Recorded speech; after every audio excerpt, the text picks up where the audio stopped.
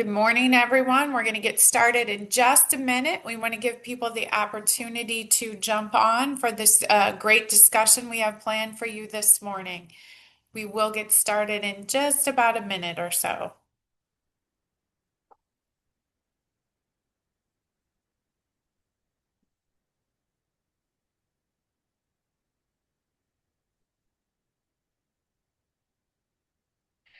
Good morning. On behalf of Citizens for Modern Transit, I'd like to welcome you to our latest Talking Transit event on demystifying bus rapid transit.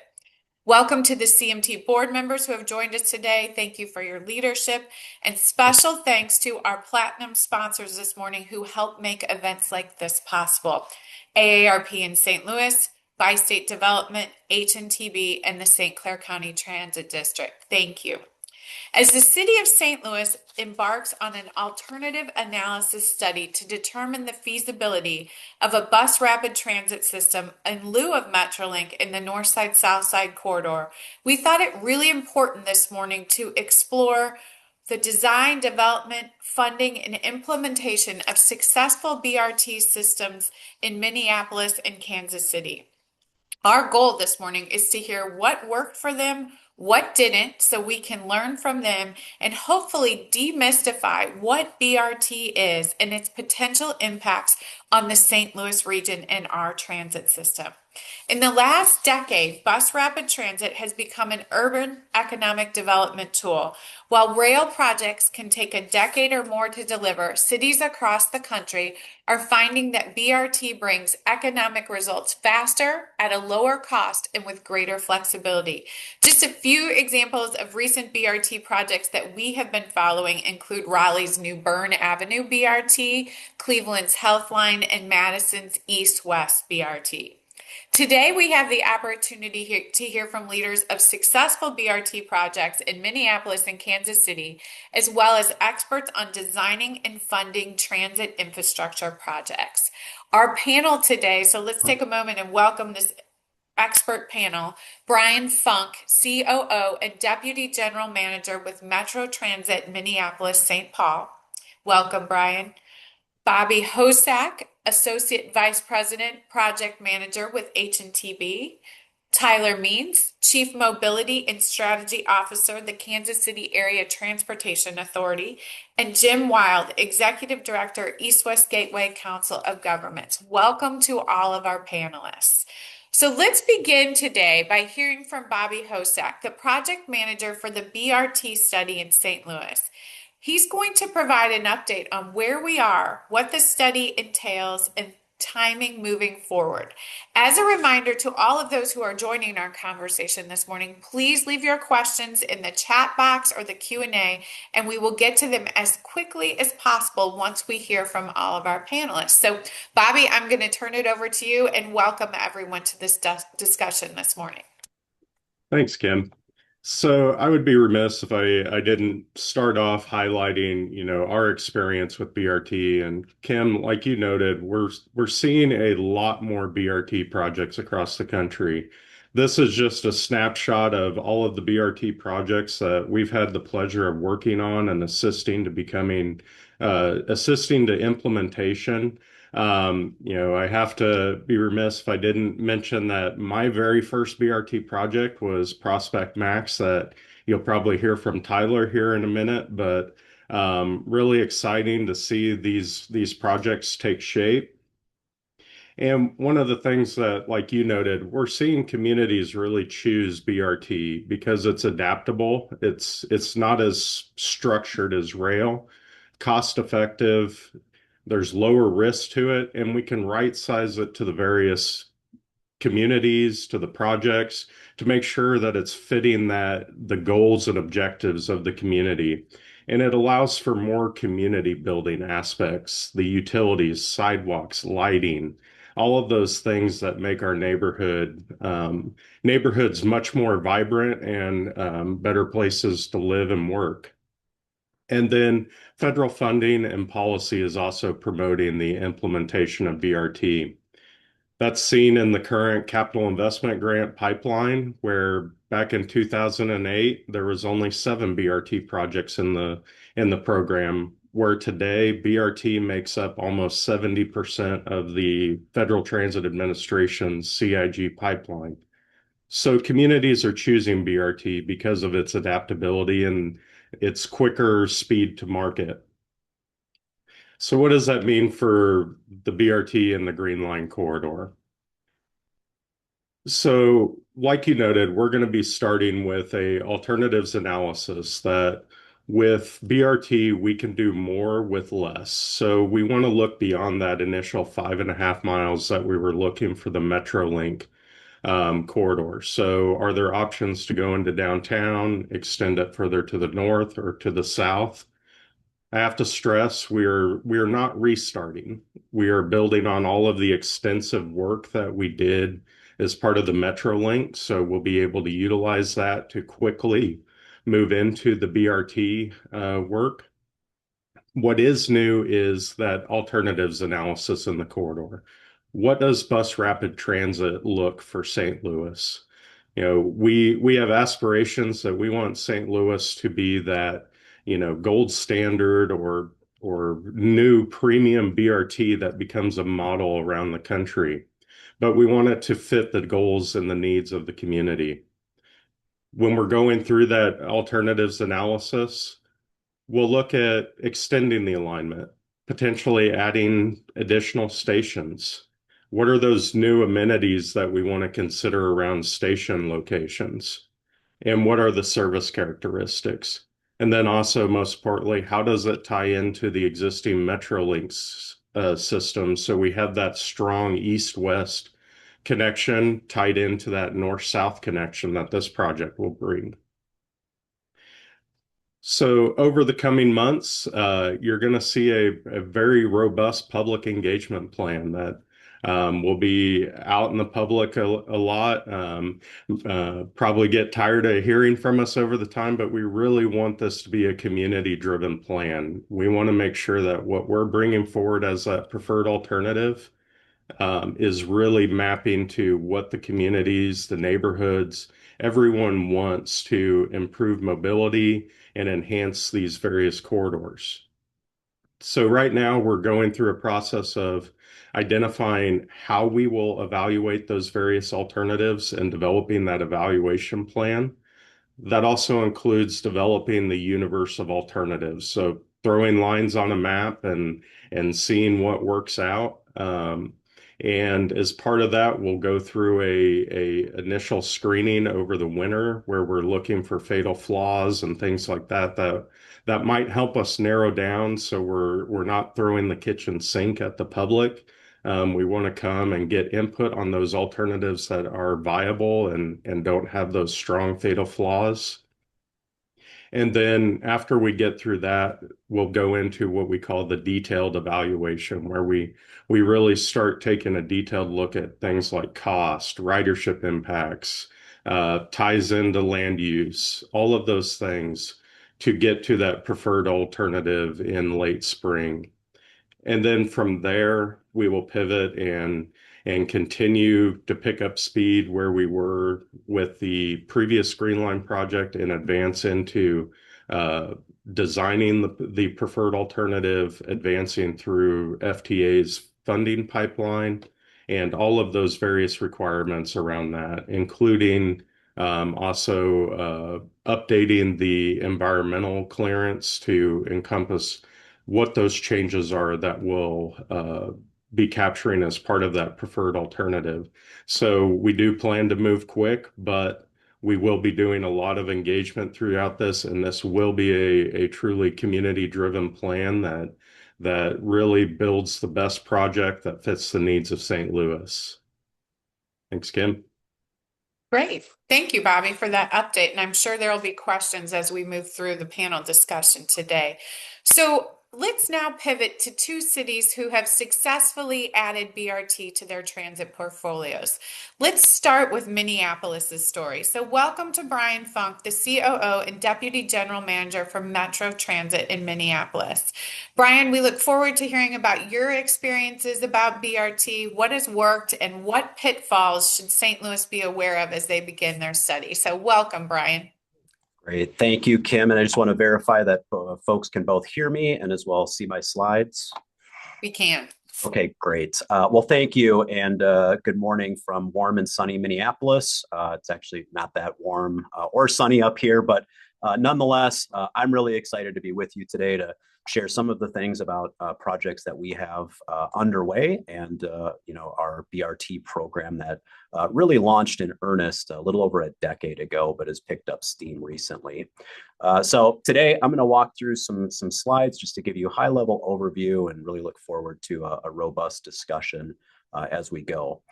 Level setting, just so you understand comparatively between our Metro Transit up here and your Metro Transit in St. Louis. Our Metro Transit, we're serving about 65 communities in our region. As of this last Saturday, we now have 8 lines that are under the BRT header. We're operating 2 lines on this map. You'll see the orange and red lines.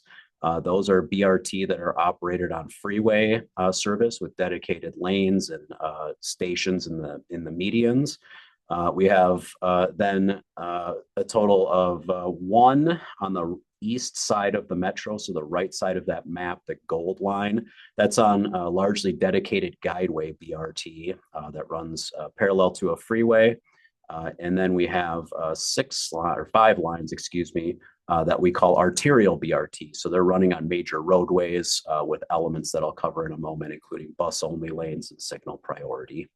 That complements our 63 local bus routes, 27 commuter express, our light rail lines, and 1 commuter rail line, plus micro transit.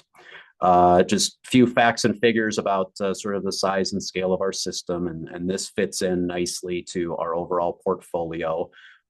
As I'll talk about in a moment, these services are all off-board fare payment, and so these BRT lines combined with our light rail, which has the same style, make up nearly half of our boardings now across our entire network. So very high use, high touch services.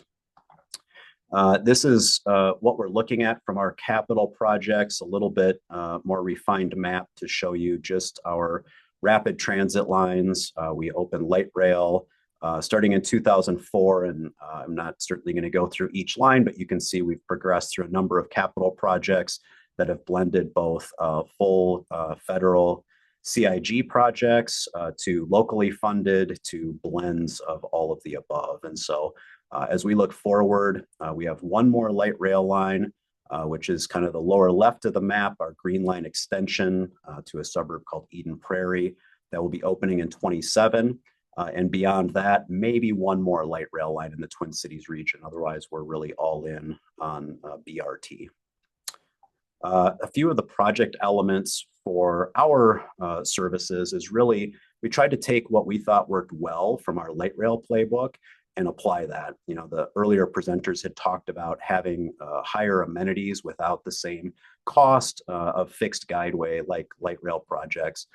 So we've tried to take all of these elements that are called out on this slide and apply those into a setting that's more appropriate for one of those bus rapid transit applications.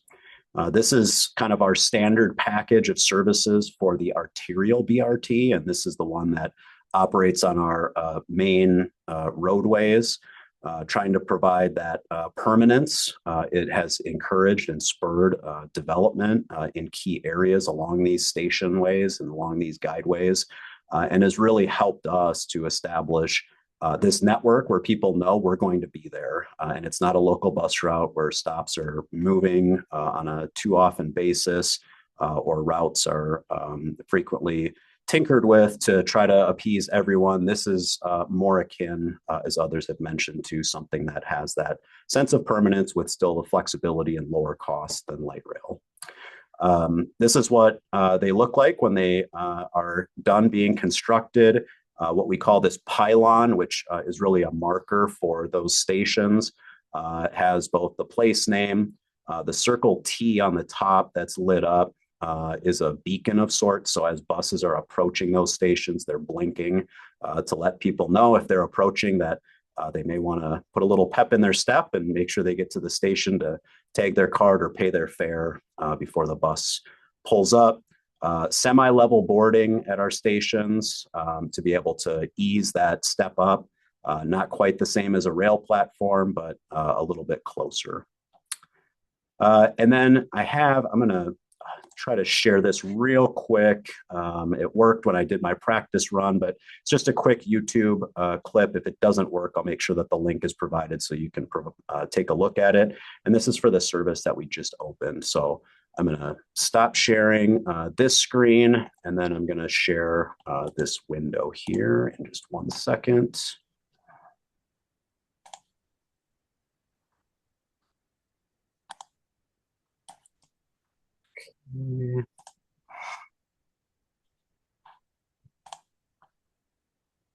No pressure, Brian. We all love technology these days. All right, I think we're good to go. So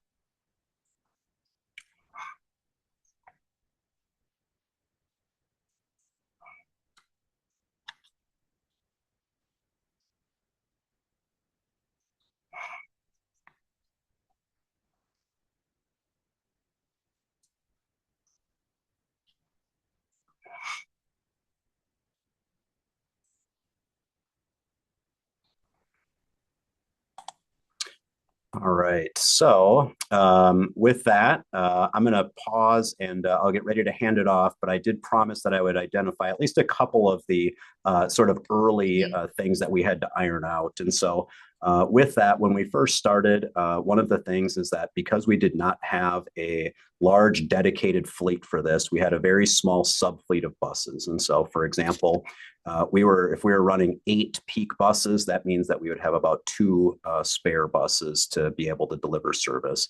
2 buses when you're trying to maintain a fleet is not a lot. And so that's something that has been overcome by us expanding the network, but it's one of those things I would definitely keep an eye on when you're sizing your fleet going into a new project. Also, staff for our things like snow removal, responding to those high amenity stations. We underestimated how many staff would be required. And so wanting to make sure we're taking care of those customer facilities, I would really recommend that we have some conversations as this project or the planning advances so we can tell you some of the formulas that worked for us. And then finally, key customer information when these lines are implemented, because we're consolidating stops, wider spacing to keep the buses moving. And we still occasionally will have customers waiting at those intermediate stops, even with a big stop closed or when the sign is even completely removed, because that's where they've been going for years. And so that level of outreach on the operational side, we found has needed to be a lot more high touch than we initially expected. So with that, I will pause here. Be happy to answer questions when we get to that point. Thank you. Thank you, Brian, and thank you for the wins and challenges that you have overcome in Minneapolis. Very helpful. So now let's pivot to the other side of this state with Tyler Means, the Chief Mobility and Strategy Officer for KCATA. Tyler, give us some update on the Max line. How has this technology added to KCATA's success, and what should we be aware of here in St. Louis as we look into BRT? Yeah, those are great questions. While we are talking, I will pull up my presentation for you. Um, there we go. What we kind of really focused on with the Max line was some real opportunities for us to really change the way in which services operate throughout the region, down certain specific corridors, especially those of high ridership, but also find ways in which we could wrap investments and public-private investments around those stops and those services to really kind of drive change in the community. One of the things, and I'll talk about it a little bit more detail, is when we launched the main Max, the original one that went downtown. That was the predecessor to the streetcar line. In our downtown, when that was launched in '05, it was fairly desolate. You could probably go stand outside in the middle of the street on Main Street and you'd be fine. Nobody was going to hit you. There was nobody coming. It was a very empty environment. 5 p.m., that place was empty. Come about 2008, 2009, we saw some new development. We saw some new stuff come in the 2010s, especially with the investment for Power and Light, the entertainment district down there, the building of the T-Mobile Center. You started to see new apartments popping up. You saw the investments from the early 2000s mayors' efforts to reinvest in the core really start to take fruit. New hotels, new apartments, new condos. And that really started to take fold in those 2010s. And that really laid the groundwork for this new city, this new ridership, this new destination that the streetcar was able to harness and even take this further. So I'll get started by walking through a little bit by first starting with the streetcar. So the KC streetcar, this line that starts down in the river market, circles around the city market and comes up to the river market and then through downtown, through Midtown, through Brookside and into the Plaza area. I mean, almost to the Brookside, through the Plaza area. These are key neighborhoods in the Kansas City environment that have a lot of density, have a lot of apartments, long-standing residents. And conceptually, what they were able to do is to use those same lines that we set up with the main Max and push the streetcar through it. And that kind of really became the proven model for us to say that you can do something fast and rapid through the city. And the streetcar has been having a wild success since they've finalized their expansion. One more expansion to go north of the river. But as you can see, it fits in nicely with the urban corridor. And like I said, follows the exact pathway that the main Max used to do. So I always call it laying the groundwork. MAX stands for Metro Area Express, but the Main Street MAX began operating in July 24, 2005. Sizable capital investments. For Kansas City, this was the first time. We basically took a local route and we turned it into something special. We put specialized shelters with real-time signage. We added amenities. We added in connectivity sidewalks where the sidewalks were poor or didn't exist. Luckily, in downtown, there wasn't much, but as you got into Midtown, you saw more of that. And then, of course, we built a new transit center at that time at 10th and Main that allowed for a lot of east-west and connectivity into the downtown area to drive them to this much more express north-south route. Mostly the reason being is that Kansas City is heavily oriented north-south. Our east-west is very narrow, but north-south we are incredibly long. So we had to push our routes to kind of orient ourselves with the structure of the city. We also put in a small transit center at the end of the line at the Three Trails location. Basically, what this allowed us to do is to kind of have this nexus, this layover point, not only for the operators, but potentially a place where people were gathering from South KC and the routes we ran down there to connect into this and then move into downtown. Today, this old route is the KC streetcar corridor, all the way goes down to 51st Street. And then at 51st Street, we've actually taken the main Max and we shifted into a 15-minute headway connector service that continues the southern run of this former main Max so we can run a high connectivity down to the plaza, allowing people to still have that connection from the south of the city into the core. We continued a lot of BRT development into the 2010s. We began Truce Max in January 1, 2011. It was a very frosty day when we launched that thing. What it did was follow the main Max pattern. It was a sizable capital investment. It really did put some more robust stops and real-time signage, gave a little bit more love to a corridor that had been long neglected. The other thing with this, and something that Bobby was alluding to with the work that we did on Prospect, is that with this corridor and Prospect Max, both of them went through areas that had much less investment in terms of public infrastructure. So we actually used a lot of the federal funding and opportunity to coordinate our public investment to ensure we had connectivity such as sidewalks, wheelchair accessibility, not only along the corridor, but like 2 blocks into the neighborhoods on each side, so almost up to a quarter mile to allow for that accessibility to feed into these corridors to encourage more people to access the rapid transit. We are under the opportunity right now of looking at future BRTs. We've done studies on Independence Avenue. We have a big one underway right now that actually looks at State Avenue in Kansas City, Kansas, pulls it into downtown and continues Independence Avenue, adding those to some kind of BRT components. 39th Street through Linwood or 31st Street. This is an east-west study that is looking to kick off another RAISE grant opportunity to get this through a higher level of engineering where we can evaluate if that would be best suited for a streetcar or if it's bus rapid transit. So we're kind of doing an alternative analysis on that one right now to figure out what's the best mode there. And then North Oak Street. So North Oak is actually north of the river. It's a much different environment up there. It's mostly first ring suburbs built from like probably mid 50s outward. So you're not seeing that very dense urban development that you see in the city and through the Midtown area. But it does do really good ridership, and it would be an opportunity to look at BRT in the Northland that provides strong connectivity far up into the north side of the city, pulling it into the river market where the streetcar runs. So a lot of work ahead in terms of studies and analysis. When we talk about demonstrated success, we have operational success, and much to what Brian was speaking to, is it's an expedited service, right? So using traffic signal prioritization where we can. So ours runs in a mixed right of way. It's not a separate right of way. If you really want that speed, getting it on its own right of way is critical so that it's not having to deal with mixed traffic. And then just having riders amenities. So whether that be on the ground or on the vehicle, providing more real-time information, screens so they can see where the next stops are, so riders can better adjust to it. And as we move back to returning to a fare, one of the things we're evaluating is how do we keep the cash off the board as much as possible? We want to make sure that we're encouraging people to purchase the fare away from the vehicle so they can board quickly and allow that expedited service to continue operating in a faster fashion. Some of the bigger things that get more headlines is the financial success. We drove a lot of public and private investments along these service corridors. The main max itself did about quarter of $1 billion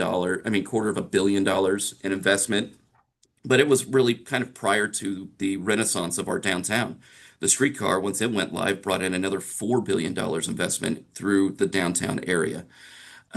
But when you start to look at the corridors that go beyond that, Truce Max being one, and that's a picture of some condos that you can buy right along the Truce Max in a neighborhood called Beacon Hill. They brought in almost $500 million already since 2011 in investing in that Truce corridor. We see it moving further south now, which is fantastic. We're seeing that corridor really come to life. It's an incredibly diverse corridor, so it's an opportunity really to kind of experience a lot of flavors of the KC life moving north-south through the Truce corridor.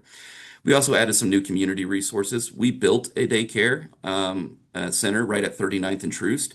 It's housed again by another Guadalupe Center is the organization that has housing a daycare center, and it's right off the bus, and it was intentionally built to encourage commuters an opportunity to be able to drop their kids off, get back on the bus, and commute into downtown to access work, education, or play.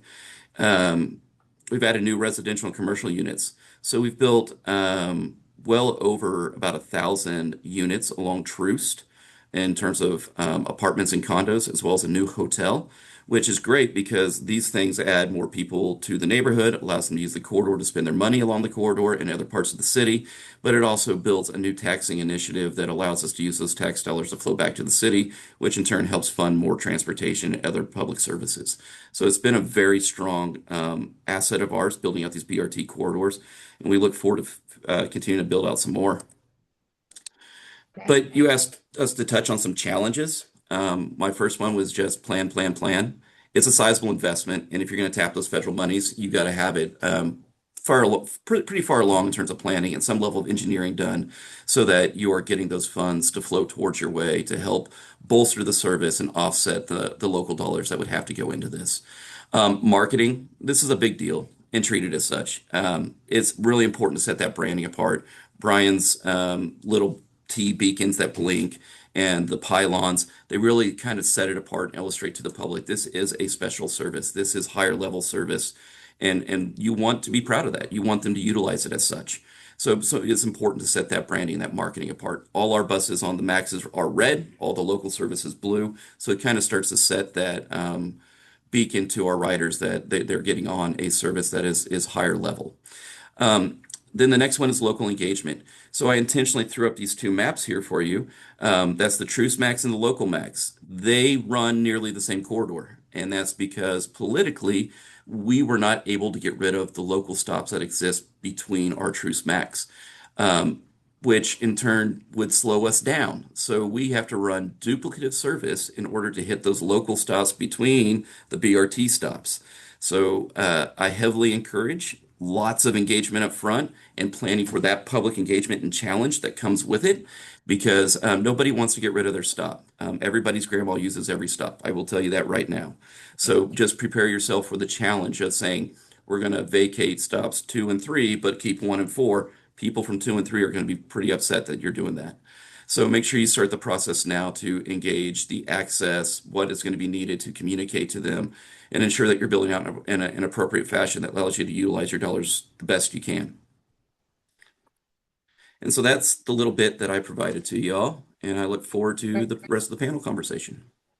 Thank you, Tyler. And thank you to Tyler and Brian for actually touching on real life challenges that they both encountered in their agencies when we were looking at BRT. I think that's a real opportunity for St. Louis to learn from other agencies so that we hopefully can avoid some of those issues as we move through this process. So thank you for that. So now let's talk money. So, as Jerry McGuire says, show us the money, Jim Wild. So, we have with us today Jim Wild, the Executive Director of the East West Gateway Council of Governments. Jim, where are we with federal funding for transit, and what will be critical components for this project in your mind to successfully secure that funding? You're on mute, Jim. We still love technology. How many years later? I was one of those people that preferred in person. So, if Tyler and Brian touched on the challenges, that's all I'm going to be able to touch on is the challenges right now, I think, as far as funding's concerned. So, we are entering a phase of reauthorization for the federal funding law that would make funding available for BRT projects and other transportation projects. The focus of that is going to be kind of traditional highway bills, a traditional highway bill. So Congressman Graves from here in Missouri is also the chair of TNI. And he's made the statement, as have other members of TNI and of the Senate, that they want a traditional highway bill, which means roads, bridges, and highways. And in fact, the administration has already submitted a couple proposals to eliminate the mass transit account, which would put funding toward a BRT program. And they've also talking about eliminating the use of formula funds through the highway program being transferred over to mass transit for projects like BRT and other transit projects. So right now, the outlook isn't great. I doubt that the idea or the ability to kind of totally close out transit out of whatever is going to follow the IIJA is going to happen, but it could make a significant impact on projects. So back in 2022, there was about $2.5 billion dedicated through the Small Starts program for BRT and LRT projects and streetcar projects. So, Brian, I think your project received funding through that. I think one of the streetcar projects in Kansas City was funded through that. The average receipt or money provided through that Small Starts program for the projects that were actually being built at that time was about $86 million. So I think in Brian's case, they received $100 million, but the total cost of the project was well over $500 million, if I'm not mistaken. So it's still a very competitive program, even if it's in existence. So there's going to have to be some way to make up that difference locally. It could be a combination of local funds, other federal funds, but if the administration is currently talking about not allowing transfer of formula funds over for transit, that really limits the possibilities there. So, I mean, right now, the reauthorization, some language has been introduced. Congressman Graves wants to have something wrapped up and approved by spring of next year, spring of 26. I don't know that in the more than 35 years I've been doing this, I've ever seen a transportation bill passed on time. So it's likely not going to be next year. And we'd be operating under some continuing resolutions, which could be a good thing, but um, it's not really a bright star for us to be shooting towards. So I tend to think Kim likes to have me on these things because you need an antagonist to the protagonist in that story. And I end up being the curmudgeon here, but I'm just the messenger. And bottom line, it's still going to be a very competitive process, even with all the roadblocks and hurdles that are being thrown out there right now. Thank you, Jim. So thank you to all of our panelists, first of all, for joining us and for all the information you have provided so far. And I know we have lots of questions. So my first question out the gate is, Bobby, give us some positive from Jim's where we are with federal funding. Yesterday, we heard that the metrics for CIG grants new metrics had come out. From your perspective as the project manager for this study in St. Louis, how does that impact the Green Line study here for BRT? Yeah, so really the FTA, they only changed one metric in how they're scoring the CIG projects, and that is on the environmental benefits. And previously it was a true, what we would call a benefit cost analysis. It looks at the environmental benefits plus your project costs. And what they did is instead changed it to for that particular category where you get an automatic medium just for being a transit project, essentially. And then if you happen to be in a city that is identified as a non-attainment area for any of the Environmental Protection Agency's Green Book categories, you get an automatic high in that category. Well, St. Louis is a non-attainment area for one of those categories, so we get that benefit of that change. And then they left in place all of the other previous metric updates that really help the project, the connecting to essential services and things like that. So that was definitely a good sign and change for the project. Great. Thank you, Bobby. And what are we looking at for this St. Louis study with regards to timing of wrapping this study and applying for those federal funds?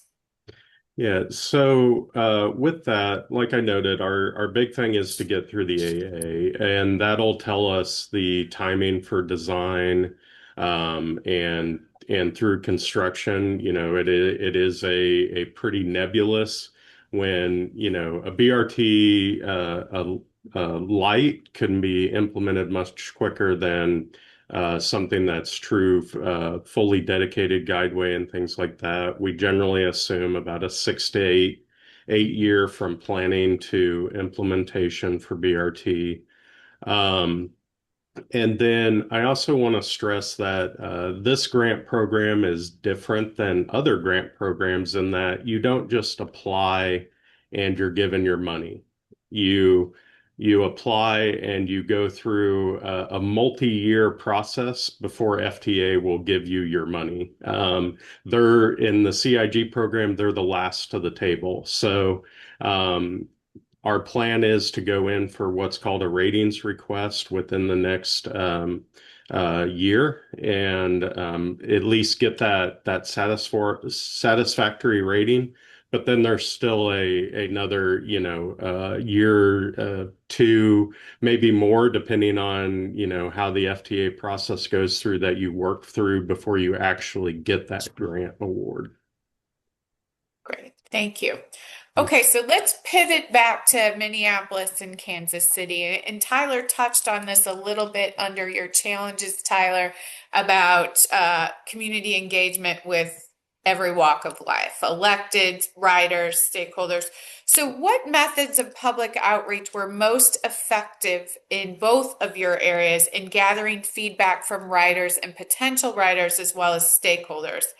And what were the big challenges you faced when you were attempting to educate the public about bus rapid transit? Anyone want to go first? Sure, I'll go and happy to dive in first. Yeah, I would say that in terms of methodology, it depends who you're talking to. With public groups, mostly riders and neighborhoods that are around there, because you are going to be doing sizable infrastructure improvements as well, works on streets, works on sidewalks. So you don't just need to engage your riders, you need to engage the neighborhood groups that live up against those, because you're going to disrupt their kind of way of life a little bit. So you need to make sure that they understand what's coming, what they can expect as well, and kind of set those expectations and those kind of timelines that are going to be coming down the road. With writers, we often do in-person kind of almost like open house assessments along the corridor. Really works if you can find a local business, coffee shop, restaurant, etc., that's willing to host you and do it that way, because then you can kind of really get people in there to engage with something they're familiar with, as well as the product that you're trying to illustrate, educating them on. We also have a new product that we haven't utilized yet in the public sector, but I'm very excited about, and it's the public input. So it's basically, think of like a CRM and a private business where you're managing your customer base. We're going to manage our our citizen base, which allows us to do longitudinal analysis over time and evaluate how people's perspectives are changing, addressing new challenges that arise. And we can track that geographically as well as statistically and demographically. So we can actually get some really good analysis on how we're affecting people's lives and their understanding of our services and the level of engagement we give them. If you're going to go to politicians, get ready to suit up and go to City Hall. You need to go down there and meet with them regularly, especially the district leaders that you're going to affect with this service, because the people that know their way to them have already probably complained about the changes that are going to come. So it's good to offset those as soon as possible and ensure that you're in lockstep with them and engaging them, ensure that they understand your messaging and the engagement that you're going to do and how you're going to help them reach out to their constituents. So those are the big two things that I would recommend from a public engagement perspective. Perfect. Brian? Yeah, I think Tyler really hit the nail on the head, and it's really been for us about having boots on the ground and having people accessible through all phases. And so right now we've been going through an arterial bus planning study to identify sort of what are the next three that are in the lines that have letters. Throughout that, we've developed kind of our playbook for a really robust public engagement process, also public elected and appointed official engagement, and all things in between. So a lot of time out in community, a lot of time meeting with business owners. And then for us as well, it's really come to having those relationships established early so that they know who is the person they can call. It's not our general, regular service number, press option 4. It's who's on there, in their cell phone contacts. So if there's issues or they're hearing things from, their employees, from people who are coming to their business, from the neighborhood groups, that they have a person that they can call into a setting that's comfortable for them, not coming down to our headquarters or anything else. And that really carries through into construction, because depending on where the stations are located, a lot of our projects are timed to be when there's major roadway improvements that are happening as well in our region. And so trying to link up with city, county, and state, construction projects, that means that there's going to be a lot of disruption. And this line that we just opened was an example where we had a major corridor from our downtown to one of sort of the commercial hubs shut down in 2 phases. Really short construction season up here. I know St. Louis doesn't have a year-round construction season either. And so those things can just carry out, and without having those people who are willing to go stand in front of folks who are feeling the pain, it's not going to work well. Right. Thank you very much. Okay, so this was touched on a little bit in many of your remarks about the impact of BRT on development as an economic development tool. But could anyone please specify how much attention was given to TDD, TOD during the project planning phase, particularly around these upgraded stations? And who took the lead on implementing that development process? Was it the agency or was it a local development organization? How did that work out? So I'll start, and I'm actually going to tag Bobby to speak a little bit to the prospect effort because there was a lot we did on prospect to really change the game over there.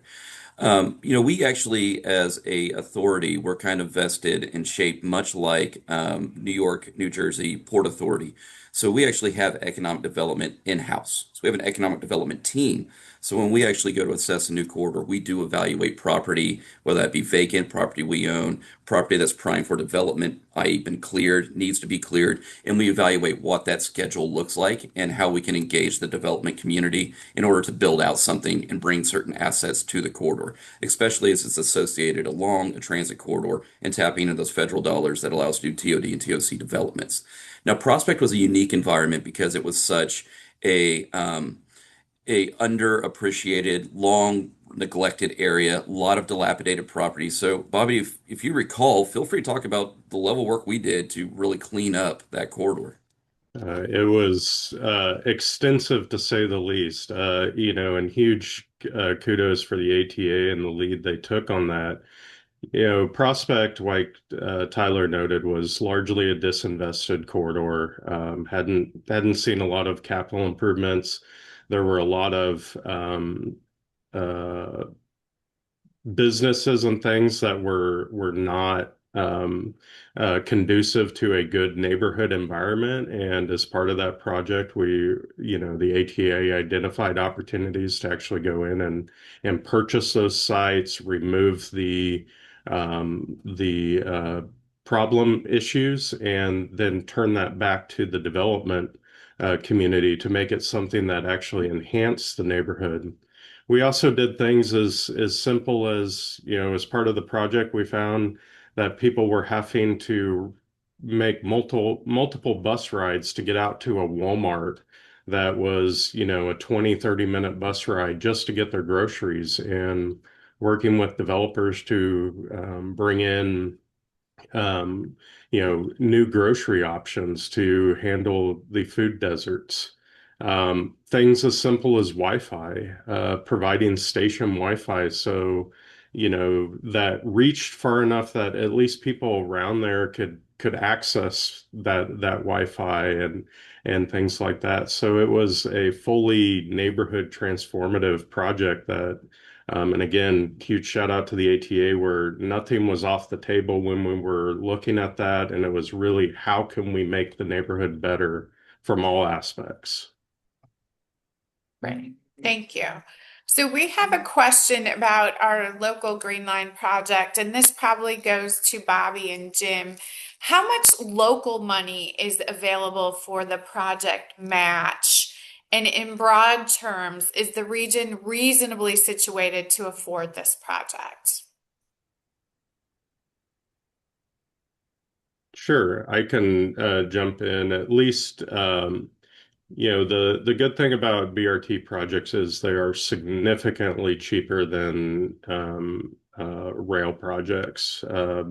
I believe, don't want to steal Brian's thunder, but Gold Line BRT, with everything that they did there, was a $500 million project for, fully dedicated BRT, building new bridges, things like that for that alignment. So, a similar LRT would be, well over, a billion, if not several billion. So that and alone puts us in a much better position from a local perspective. And then, of course, you have the 2018 and everything initiatives, but it makes the path easier from a local perspective to identify that funding to advance a project like this. Okay. Do you want to add anything? Yeah, so right now the city of St. Louis has that I think it's a 2018 tax they've been collecting. It was for economic development, and I don't remember what else. But the commitment was for light rail. And so I think they're going through the process of just trying to determine whether that could be transferred over for BRT or if they'd have to petition for that to be transferred over for BRT. I'm not sure how much is in that account right now. I don't know, Kim, maybe you're familiar with that. Otherwise, there would have to be, some significant, even at the reduced cost, some significant funding pulled together to cover the difference between whatever we might receive through small starts and what the actual cost of the project is. Great, thank you. So when we're looking at the MetroLink Green Line extension, and Bobby, this is for you. There's lots of questions about the corridor. So when it was the light rail study, we were looking at 5.2 miles, 10 stations, and you had the map up there in your presentation. So is this study actually looking at the same 10 station areas, or are you looking at all new? Are we blowing that corridor up and we're looking at all new stations, or can you talk a little bit more specifically about that corridor for us? Yeah, so the intent is to build on all of that good work that was done as part of the MetroLink Green Line. So all the station locations and that in alignment within that 5.2 miles is our starting point. We're not starting over. We're building on that work. The changes that we're able to do with this is um, potentially extend further to the north, extend further to the south, add a connection into downtown, say maybe get over to Civic Center or Union Station to provide that enhanced connection and really, do more than that 5.2 miles, potentially looking at a 10-mile line versus that five. So that's how we're approaching it, really jumping off and not going back to the drawing board. Right, thank you.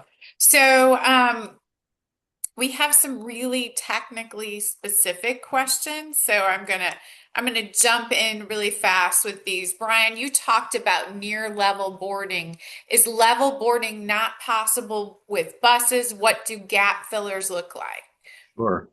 Yeah, really good question. So our Metro Red Line does have level boarding and for us, it's about 14-inch platforms. That project was installed with stations that are kind of just pull-offs from a highway.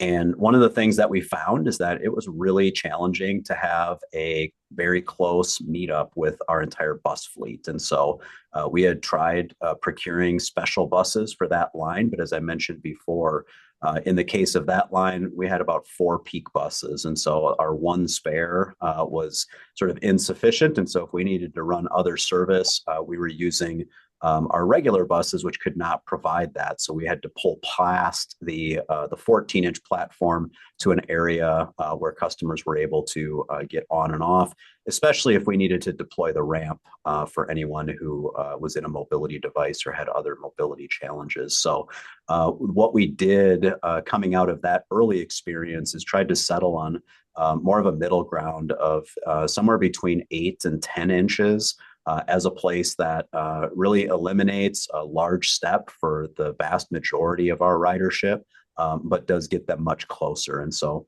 all of our buses, whether BRT or local, are in a mode where we kneel the bus at the front door for all of our boardings. And so that provides almost a seamless transition for people using the front door.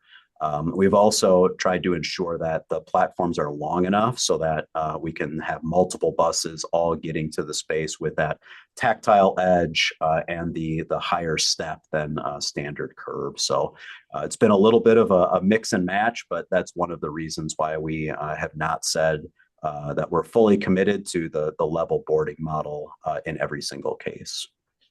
Great, thank you. One more tech question. So this one, Tyler, is directed to you. Do MAX lines use TCP over network and ITS integration, or are all the priority requests made at the intersection themselves? That wouldn't let me unmute. There we go. Yeah, so I think it's TSP, traffic signal priority, is what they're referencing. So it's kind of funny you asked that. So on Main Max, it wasn't at all of them. It was at key intersections that had longer lights, such as Pershing. That's where the streetcar used to stop, and a few other main intersections that we had challenges with. On Prospect and Truce, when we launched, every single light had TSP technology in it. But what we ran into is that as they replaced the street lights as part of their city plan, they pulled out that signal priority, and we had to go reinstall basically traffic signal priority hardware into the stoplights and our buses to align them so we could get those intersections back. So maybe that's another challenge we should denote. As Brian said, align all your road construction and understanding what you have in terms of assets at each of these intersections. Because if they pull out those stoplights that had the communicator in it, you won't have your signal priority anymore, and you have to go redo that. So yeah, we're still finding ones that, oh look, they replaced that light. We need to go talk to them and get our stuff back so we can get back on board. So it's a unique challenge. Great, thank you. So there's lots of questions, different questions from different people, Bobby, but I think that you could probably answer this. You know, they want to know, when will construction begin on BRT in St. Louis? So from a time frame perspective, if federal funding is awarded, because this project will not move forward without federal funding, correct? Correct.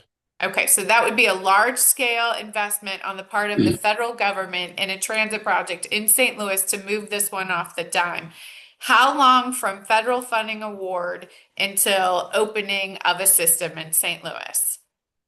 Yeah, so this kind of gets into the nuance of this program. So the grant agreement typically comes in, right before you start construction.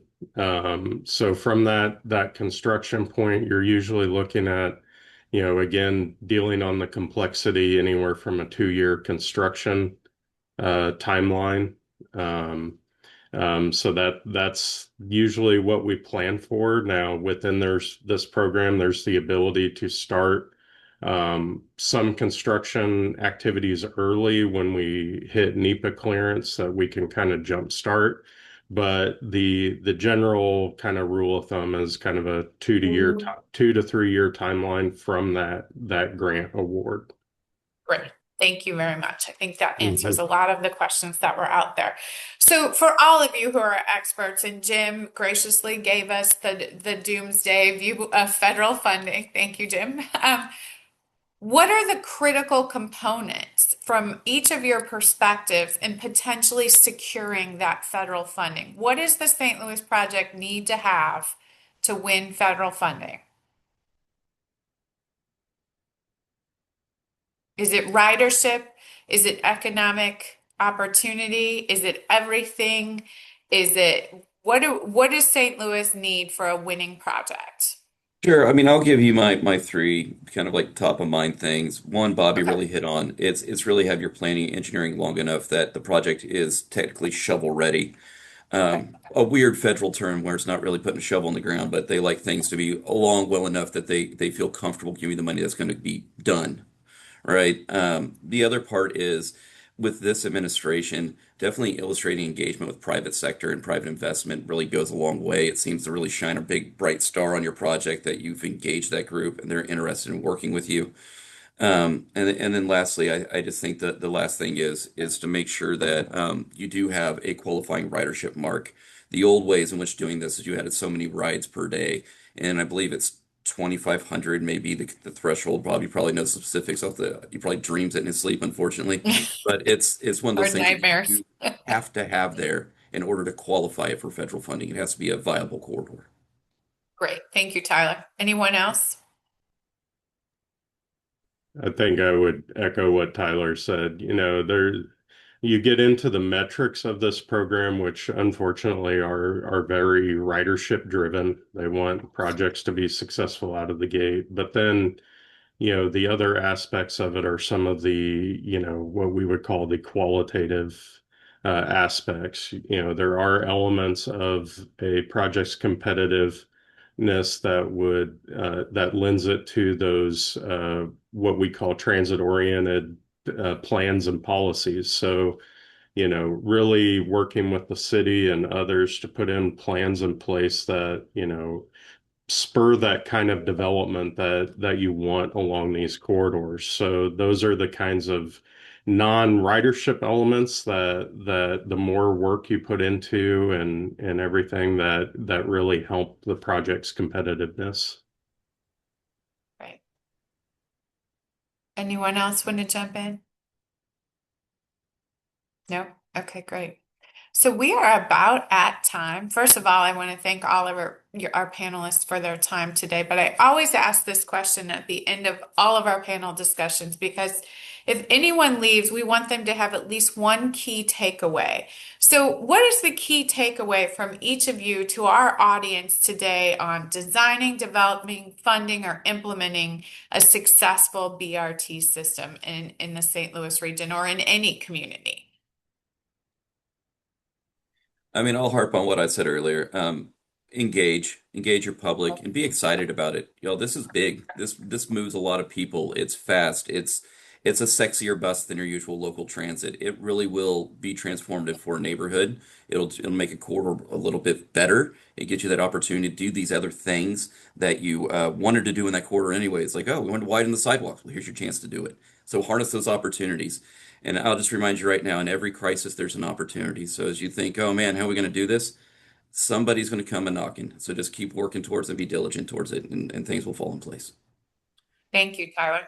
I would say, along those lines, really, yeah, selling the benefits and the similarities, and that these projects are able to get people where they're going, both directly and also integrated within your network. And so we've spent a lot of time trying to ensure and make sure people know that this is going to provide you connections across our network, and it still intersects at key locations with local bus network for additional trip options.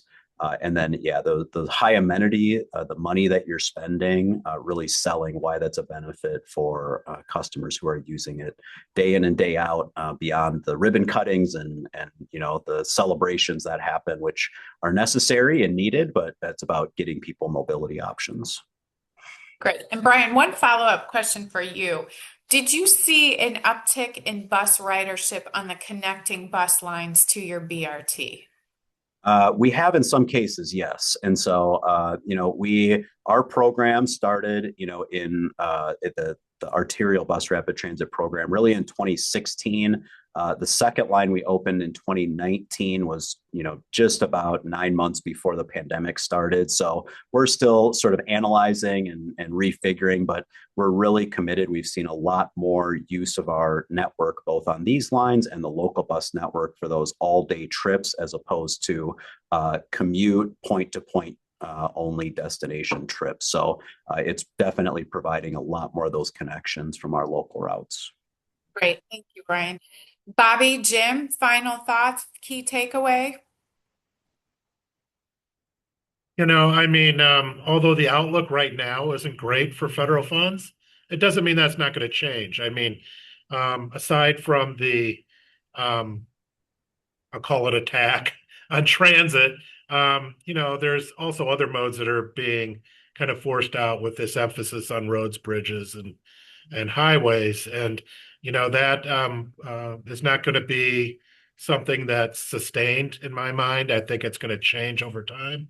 I don't think we should not prepare for federal funds. I think we need to be ready to go after them when necessary. And like Brian and Tyler have both said, this is about moving people and giving options. And we need to make sure people in St. Louis have an opportunity to get where they need to shop, to go to the doctor, to recreate, to do everything you need to do to have a quality life. So, just because I'm bearing bad news doesn't mean we should be kind of taking that to heart entirely. So, Great. Thank you, Jim. Bobby? Yeah, I think my biggest thing is, for us as a project team, really listening to the residents in neighborhoods and community in St. Louis of what they want this project to be. I think the big thing we have with BRT is there's really not a set standard. Yeah, there's guidelines, but it's really about making it in what works for your community. And, so not saying, oh, we have to do exactly what, Minneapolis did or, what Indianapolis did. We have the ability to tailor it to the specific needs of the community. And over the coming months, I encourage all of you to, when we have those outreach opportunities, to provide that input so we can make sure we're creating the best project for St. Louis. Great. Thank you. And my final question to you, Bobby, is if someone is interested in this project or wants to weigh in, is there a website they should go to, an email address? How can St. Louisans provide feedback on this project? Yes, so we would still utilize the previous contact info that was utilized on the previous project for the time being, but our engagement team is in the process of retooling the website, and so we'll be rolling that out and very similar forms of ways to provide feedback. Okay, great. And we'll provide that contact information on the CMT website when we have the recap of this event, as well as the recording and podcast. So you can find that at cmt-stl.org. So thank you to all of our panelists for joining us today. This was really, really informative. We appreciate your expertise and your knowledge on bus rapid transit and federal funding and where we go from here in the St. Louis region. And thank you to everyone else who joined us this morning for this really important conversation. As Bobby said, it takes a lot of community engagement. They want to hear from riders, they want to hear from residents, they want to hear from electeds and stakeholders.